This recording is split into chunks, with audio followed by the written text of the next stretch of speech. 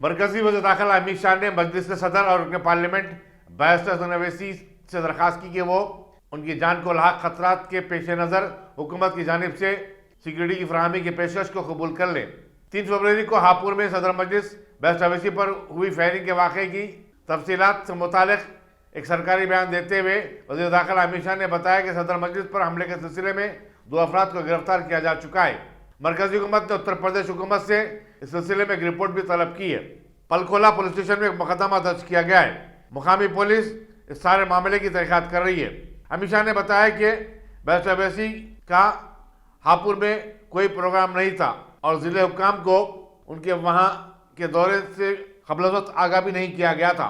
वज़ीर दाखिला अमित शाह ने कहा कि बैरिस्टर अवैसी को पहले भी हुकूमत ने सिक्योरिटी का पेशकश किया था, लेकिन उन्होंने इससे लेने से इनकार कर दिया। वज़ीर दाखिला ने बताया कि हुकूमत बैरिस्टर अवैसी को दिल्ली और तेलंगाना के लिए एक बुलेट प्रूफ कार और 24 घंटे सीआरपीएफ की सिक्योरिटी देना चाहती है, जो 24 घंटे उनकी हिफाजत करेगी। मौका देंगे। Okay, please. धन्यवाद। माननीय गृह मंत्री जी, स्टेटमेंट बाय मिनिस्टर। माननीय गृह मंत्री जी। धन्यवाद उप सभापति जी।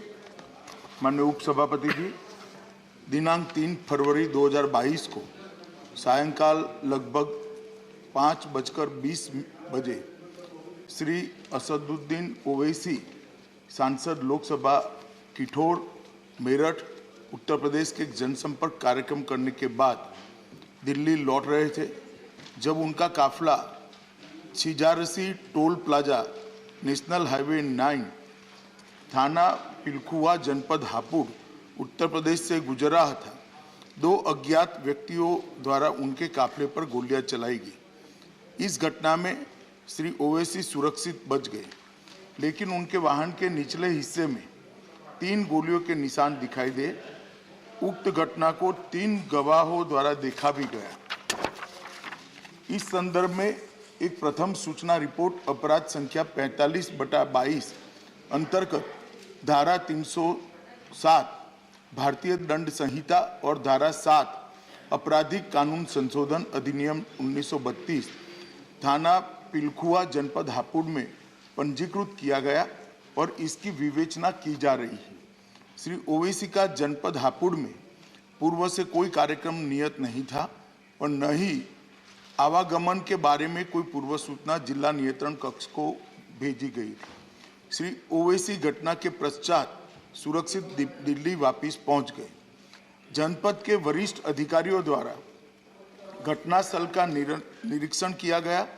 विवेचना के क्रम में स्थानीय पुलिस ने त्वरित कार्यवाही करते हुए 2 अभियुक्तों को गिरफ्तार किया और उनसे 2 अनधिकृत पिस्तौल प्रत्येक से 1-1 और 1 ऑल्टो कार की बरामद की गई है।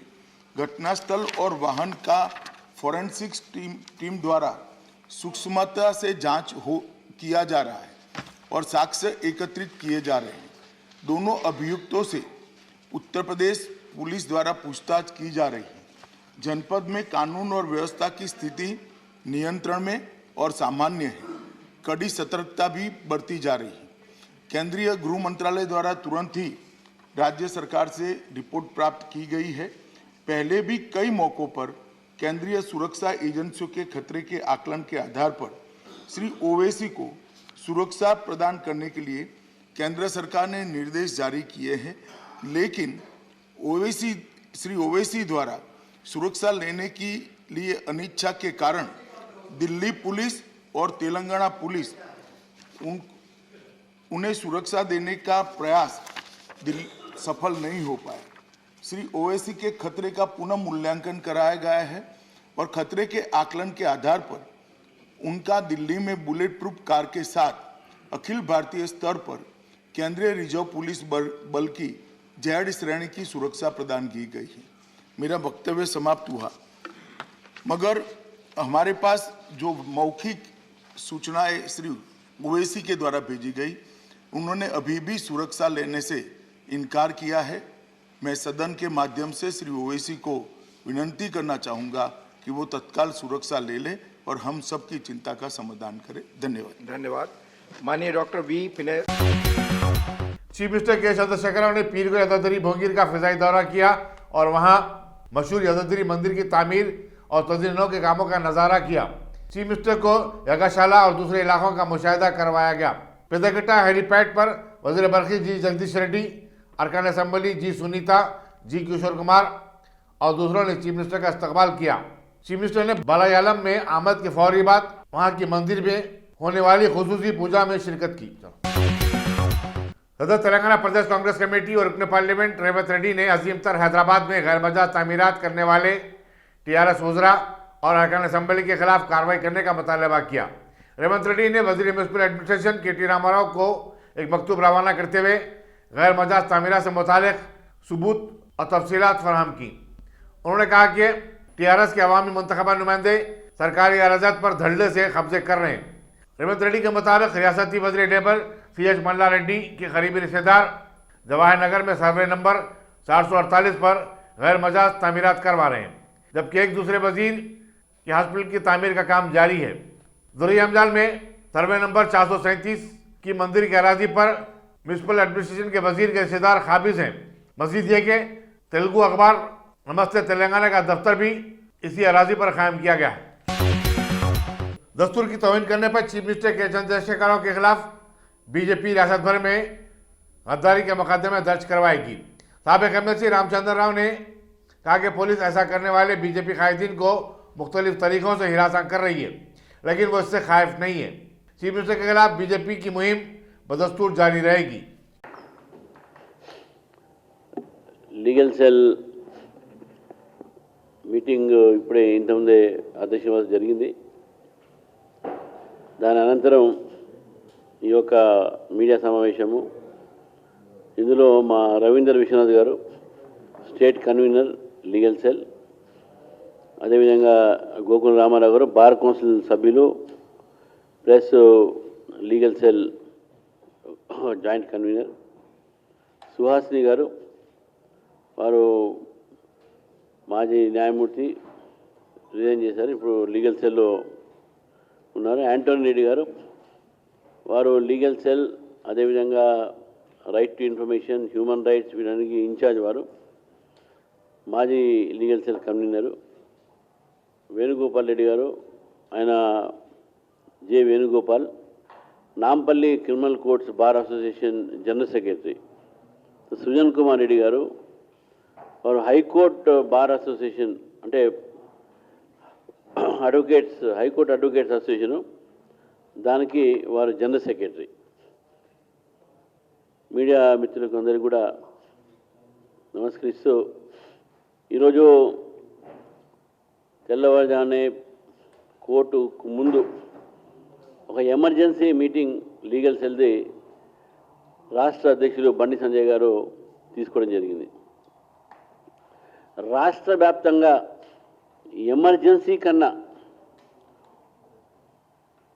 రాజకీయ నాయకుల కార్యకలాపాల మీద, అదేవిధంగా రాజకీయ నాయకుల ఒక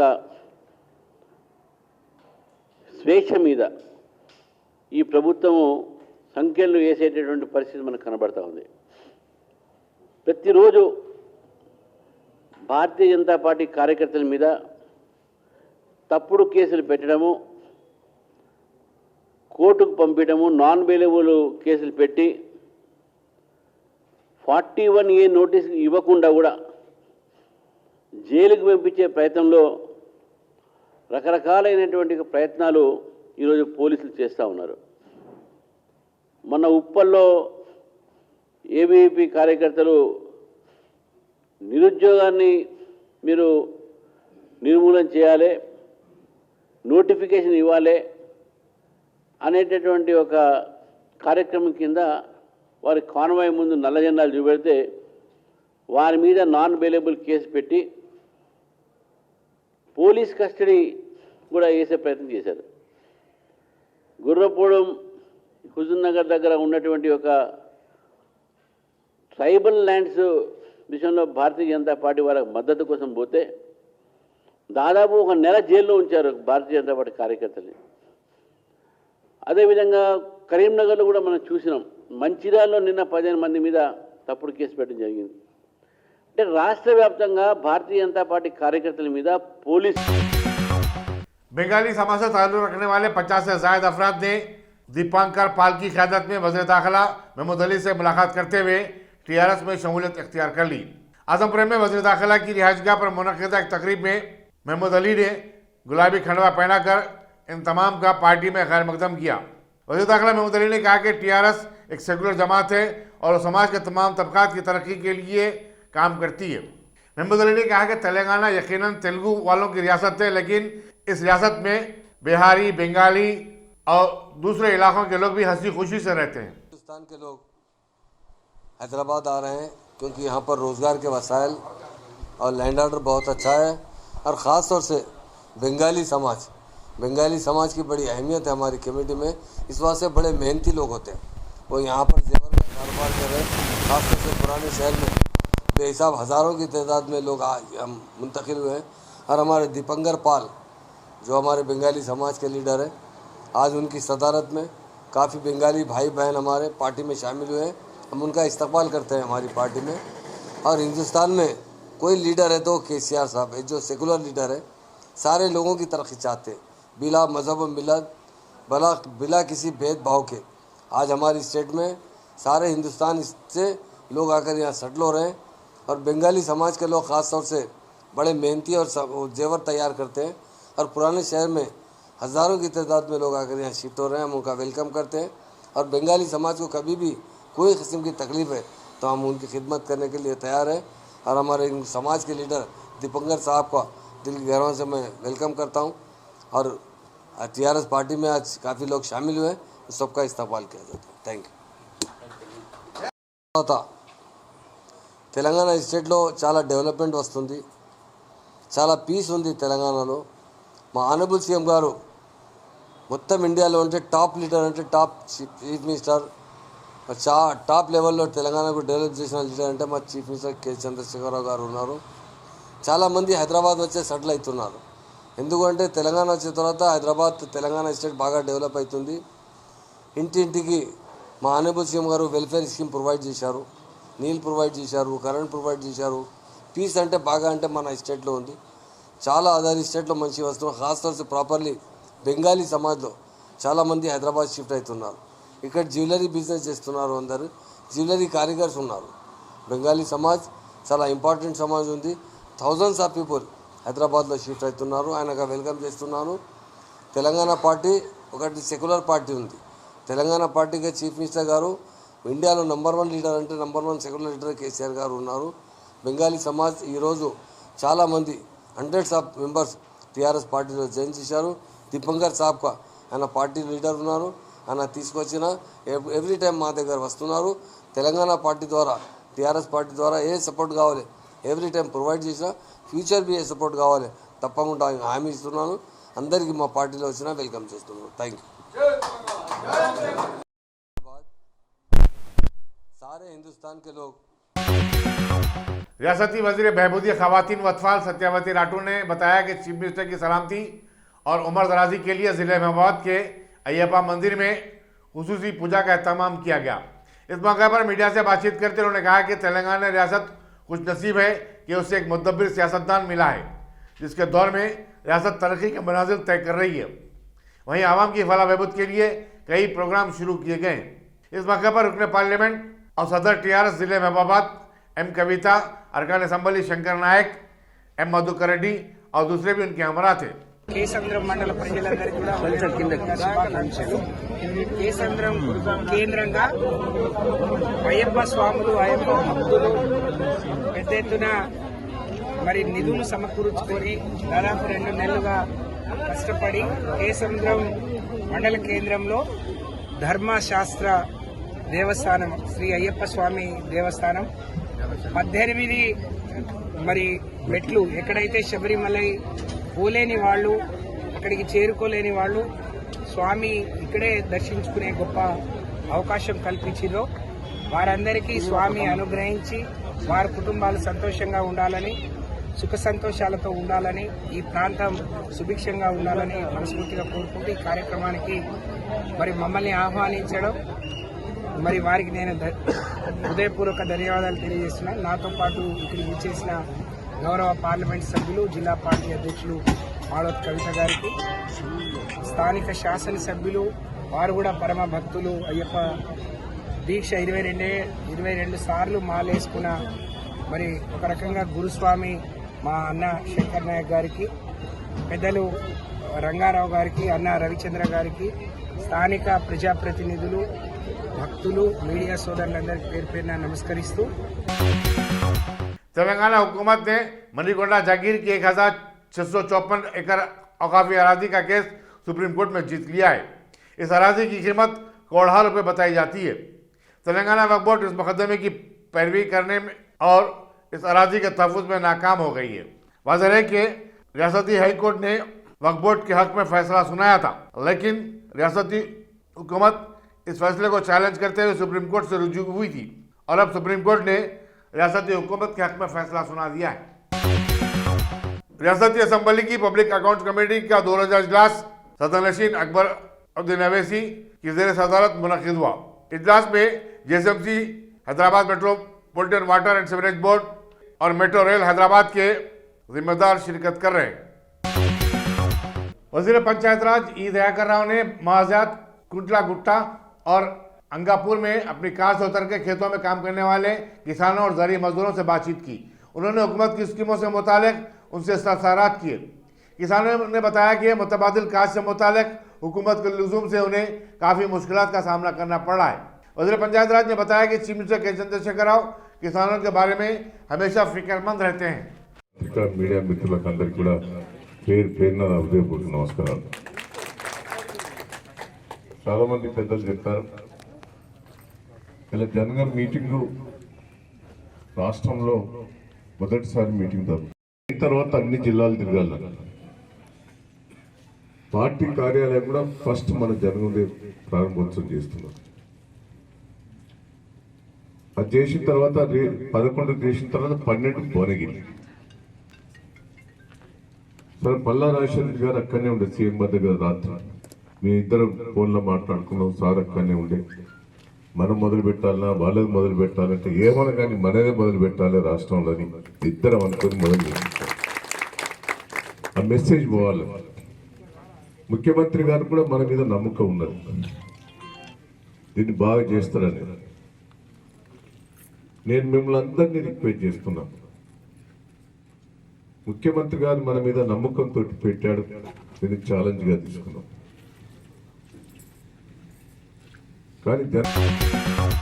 गैरमजाज तामीरात के खिलाफ HMDA की शुरू करदा कार्रवाई के तहत पीर को घटकेसर म्यूनसिपैलिटी के तहत गैरमजाज तौर पर तामीर 4 इमारतों को मुनज़्ज़म कर दिया गया।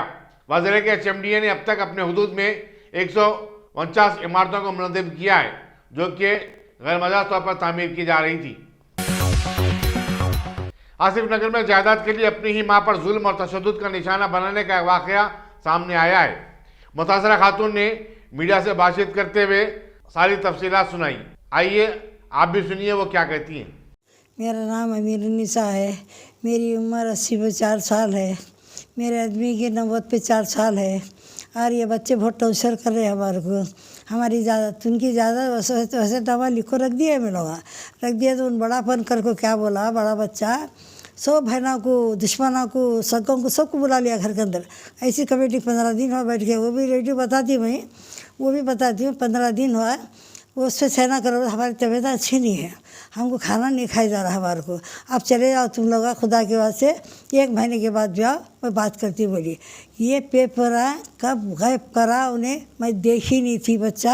मैं कल जाके अलमारी खोली, मेरा बच्चा है बोल को कुंजा देती थी मैं उसके हाथ में, पेपरा देती थी, कुंजा देखता था। बाप भी भरोसा करते थे, मैं भी भरोसा करती थी वो बच्चे को।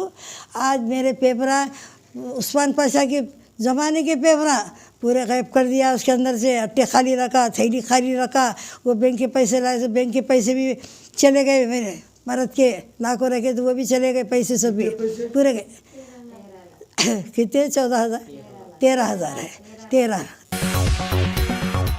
एलबी नगर की एसओटी ने मंशियात के 2 बैनुल रियासती डीलरों के पास से 1.5 किलो अफीम, एक हुंडई कार, 3 मोबाइल फोन, जुमला मालियत 12,15,000 रुपये जब्त की। मुलजिमीन मंगीलाल और ओम प्रकाश जो राजस्थान के मुतवत्तिन है बोर्डोपल में मुकीम थे। इन दोनों को उप्पल बस स्टॉप के पास उस वक्त हिरासत में लिया गया जबकि वो किसी को मंशियात हवाले करने जा रहे थे। इंस्पेक्टर पुलिस अंजी रेड्डी ने ये कार्रवाई की। मुलजिमीन को उप्पल पुलिस के हवाले कर दिया गया। ఎర్లీ మార్నింగ్ మనకి credible information SOT LB Nagar zone వాళ్ళకి క్రెడిబుల్ ఇన్ఫర్మేషన్ వచ్చింది. కొంత ఇద్దరు who are involved in opium trade. So ఆ క్రెడిబుల్ ఇన్ఫర్మేషన్ ఉప్పల్ పోలీస్ వాళ్ళతో షేర్ చేసి ఇద్దరు కలిసి ఇక్కడ SOT LB Nagar team and Uppal police వాళ్ళు ఇద్దరు వ్యక్తుల్ని, వాళ్ళ పేరు మంగీలాల్ అని, 22 years, వెల్డింగ్ బిజినెస్ చేస్తున్నారు ఇక్కడ వీటి కమాన్ దగ్గర. So he stays Gayatri Nagar బోడుప్పల్లో ఒక last 2-3 months. But and then Om Prakash, వీళ్ళకి 26 years. వీళ్ళు కూడా వెల్డింగ్ పనిలో చేస్తుంటారు. ఇక్కడ బోడుప్పల్ గాయత్రి నగర్ ఇద్దరు ఒక రూమ్ తీసుకొని ఒక లాస్ట్ 3-4 months నుంచి అక్కడ ఉన్నారు. వీళ్ళు ఒరిజినలీ రాజస్థాన్ స్టేట్ నుంచి అండ్ ఈ దోర్రిమానా థానా బర్మేర్ డిస్ట్రిక్ట్ ఆఫ్ రాజస్థాన్ నుంచి వీళ్ళు, అండ్ జాలోర్ డిస్ట్రిక్ట్ నుంచి ఇంకొకరు. వీళ్ళు మనకి వీటి కమాన్ దగ్గర దొరికారు. సో వాళ్ళని కొంచెం వీటి కమాన్ ఉప్పల్ దగ్గర దొరికారు. సో వాళ్ళని దగ్గర మాట్లాడితే ఇది వాళ్ళు చెప్పిన ప్రకారం రాజస్థాన్ నుంచి ఒక రాహుల్ అనే వ్యక్తి, వాళ్ళకి తెలిసిన ఒక వ్యక్తి వీళ్ళకి ఈ ఓపియం సప్లై చేస్తారు.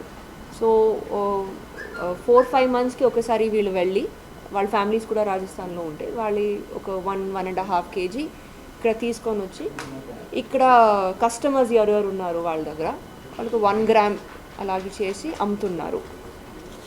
సో ఈ రాహుల్ అనే వ్యక్తికి కూడా మేము ఒక టీం పంపిస్తాము. సో ఈ ఓపియంది వీడ్కిన ఎక్కువ ప్రైస్ ఉండే drug, narcotics drug this is. So అక్కడ Rajasthan side, Punjab side and all that I think చాలా అలవాటు ఉంది కొంతమందికి. సో అక్కడి నుంచి వీళ్ళు తీసుకొని వస్తున్నారు. వాళ్ళు ఒక 30,000 ఇచ్చేసి తీసుకొని వస్తున్నారు. అండ్ ఇయర్ 1 gram యావరేజ్గా ఒక 5,000కి అమ్ముతున్నారు. So internationally price of these drugs అంటే ఒక 1 kg, 1.5 kg almost goes to 1 crore worth internationally. But మన ఇండియాలో ఒక 10 lakhs అది విలువ ఉంటుంది ఇది. So this is in our continuous efforts because CM sir మన అక్టోబర్ నుంచి మనకి మీటింగ్స్ పెట్టుకొని we been on a crack down on all ఈ drugs and other process drugs, naturally available drugs.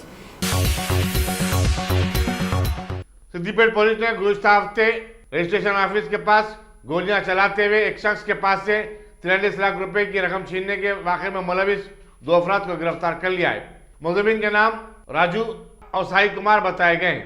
Superintendent police Savita ने बताया कि मुलजिमीन के पास से 34 लाख रुपए की नकद रकम बरामद कर ली गई है, जबकि 10 लाख रुपए उन्होंने खर्च कर लिए या फिर उससे अपने कर्जे अदा कर दिए। कमिश्नर पुलिस सिद्दीपेट ने मुलजिमीन की गिरफ्तारी पर पुलिस को मुबारकबाद दी। గత సోమవారం 31వ తేదీ జనవరి 2022 రోజు సిద్దిపేట సబ్ రిజిస్ట్రార్ కార్యాలయం సమీపంలో వకులాభరణం నర్సయ్య తన ఇన్నోవా కారులో పెట్టిన డబ్బులను కారు డ్రైవర్ని ఒక తుపాకీతో బెదిరించి తన తొడకి గాయం కూడా చేసి కారులో ఉన్న 43,50,000 రూపాయలని దొంగిలించిన కేసు మీ అందరికీ తెలిసిందే. సో ఈ కేసు యొక్క వివరాలు, సో ఈ కేసు రిజిస్టర్ అయ్యాక ఒక 15 ప్రత్యేక బృందాలను ఏర్పాటు చేయడం జరిగింది. జిల్లాలో ఇన్వెస్టిగేషన్ స్కిల్స్ ఉన్న టెక్నికల్లీ సౌండ్ అయిన ఆఫీసర్స్తో ఒక 15 ప్రత్యేక బృందాలను చేయడం జరిగింది. ఆ ప్రత్యేక బృందాలు అన్ని కోణాల్లో ఆధారాలు సేకరించి నమ్మదగిన సమాచారం మేరకు నిన్న ఉదయం ఎడమ సాయి కుమార్ అనే వ్యక్తిని అదుపులోకి తీసుకొని ఆధారాలతో విచారించగా తను నేరాన్ని ఒప్పుకున్నాడు. తనతో పాటుగా A1 గజ్జరాజు, A3 Ballipuram Karunakar, A4 బీగుళ్ళ Vamsikrishna వాళ్ళు కూడా నేరంలో పాల్గొన్నట్టు మా పోలీసు విచారణలో తెలిసింది. ఆ విచారణ ఆధారంగా వారి వద్ద నుండి చోరీ సొత్తును మరియు నేరం చేయడానికి ఉపయోగించిన వాహనాలను, వారి వద్దనున్న సెల్ ఫోన్లను కూడా సీజ్ చేయడం జరిగింది. వీళ్ళ క్రైమ్ హిస్టరీకి వస్తే ప్రధాన ముద్దాయి ఇందులో గజ్జె రాజు. తన వయసు 26 సంవత్సరాలు.